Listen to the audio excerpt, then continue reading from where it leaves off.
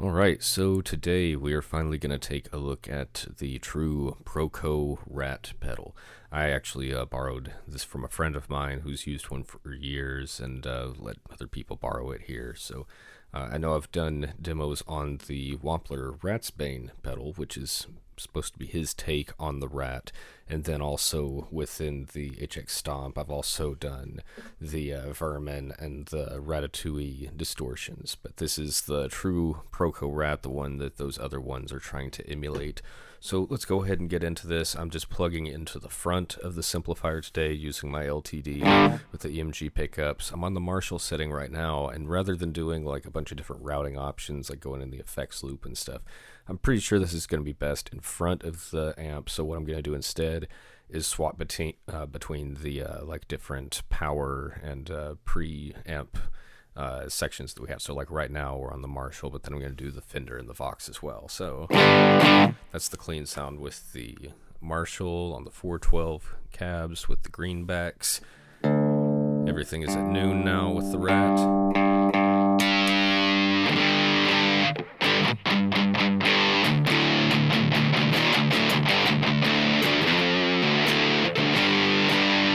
So let's start messing with things. So let's see about the volume.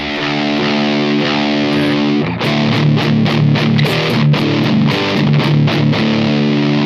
Nice. It's really quiet down there, but then also it's pretty loud once you get above this like 2 o'clock range. What happens with less distortion? So even with the distortion low, you're still getting some grit, some growling. Let's drop the volume down a little bit. So with the volume down, I'm not getting much difference feel in the distortion, except when it gets above that 9 o'clock position, 11 o'clock, 12. It's not doing it much different, but with the volume up here, definitely tell a much bigger difference.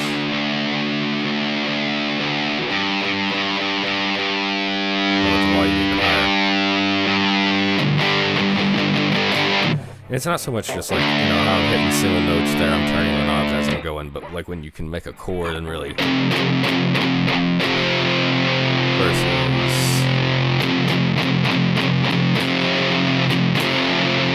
just feels like it's got that real pushed, it's like there's a lot of guitar tone and a lot of chord just compressed in there and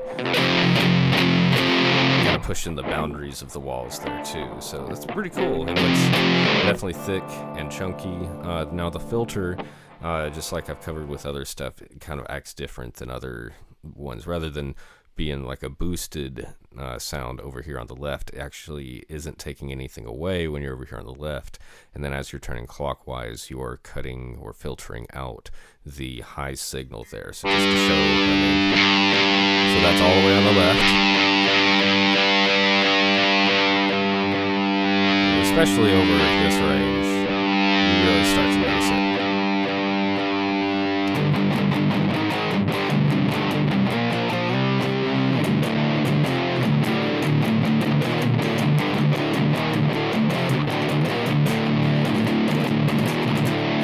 And then, of course, turn up the volume. Oh, I'm expecting the filter down. So it really gets a lot meaner sounding with the filter lower. What about like a big chord? Just listen up with the sustain there.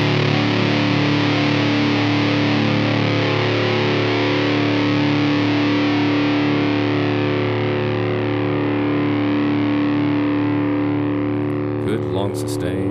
It's not got like a gated feel to it or anything like some other pedals do. It kind of trails off very nicely.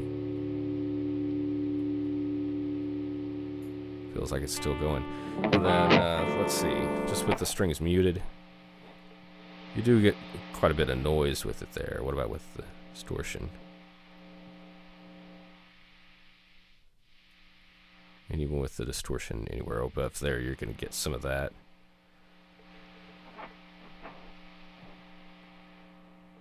You can hear that filter sweep if you're listening real close. That's kind of like the full range. Cool. Now, again, I'm not going to do like a bunch of different routing stuff, but let's maybe see how it sounds through the Fender and the Vox. So right now I'm set to Marshall preamp. So that's Fender preamp, Marshall, Fender. And then on the post amp, this is Marshall, Fender.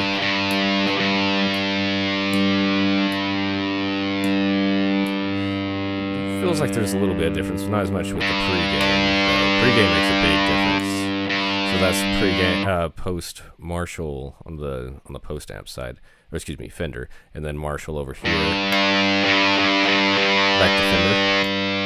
Okay, so Marshalls are, typically more the high gain amp, especially when compared to Fenders. Fenders can get super loud though, so this might be a good pedal for pushing something like that. So that's Fender, back to Marshall. Marshall feels like it's got more output to it. Let's, that catches up though. I have to boost it a bit more. I could give the Fender a little bit of extra push too.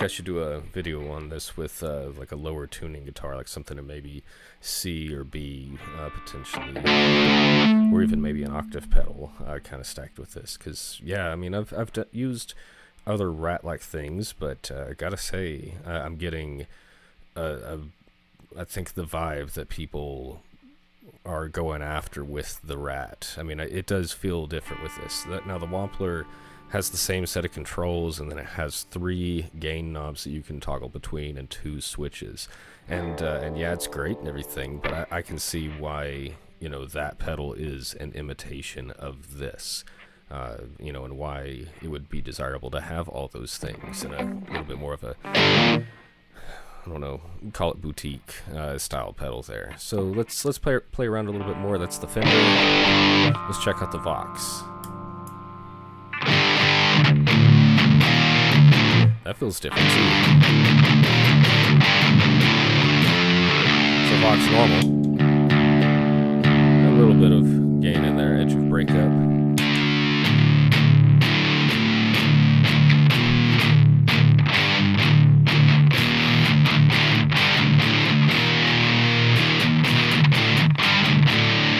So we probably wouldn't normally associate that sound with a Vox amp, but I guess you could use this Rat pedal to get that kind of sound from your amp.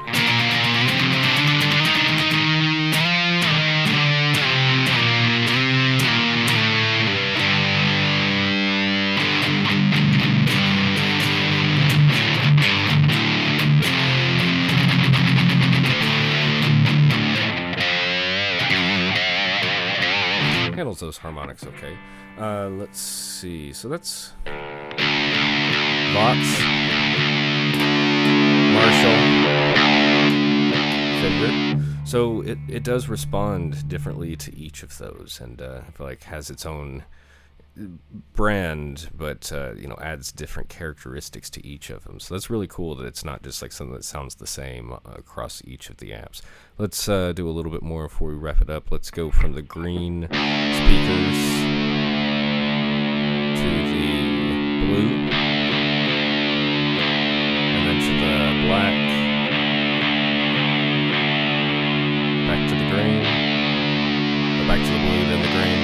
Probably where I would stick with it, and then let's go from 412 to 212 and 112. So this is 412, that's 212, and then both on 212, and then go to 112. That's on the left side, and then on the right. So that's 112s.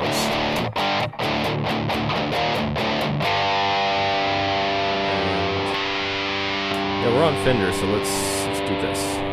Start over here with the black, go to Vox.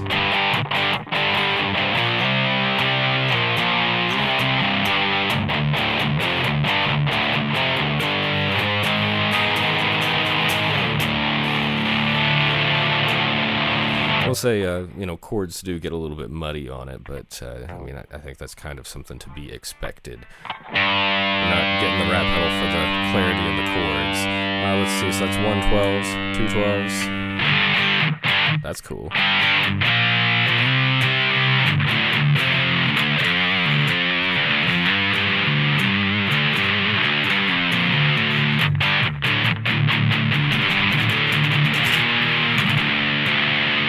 That filter down a little bit more.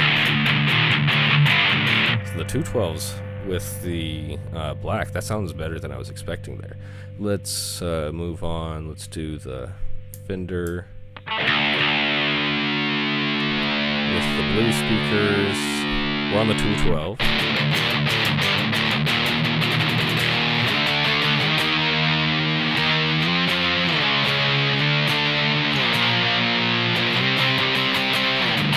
Cool. Let's see. Let's go back to the 112s. And the 412s.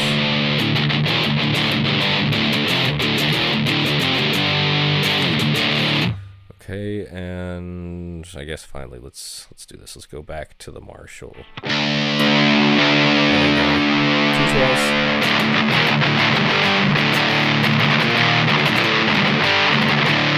And then the 112s.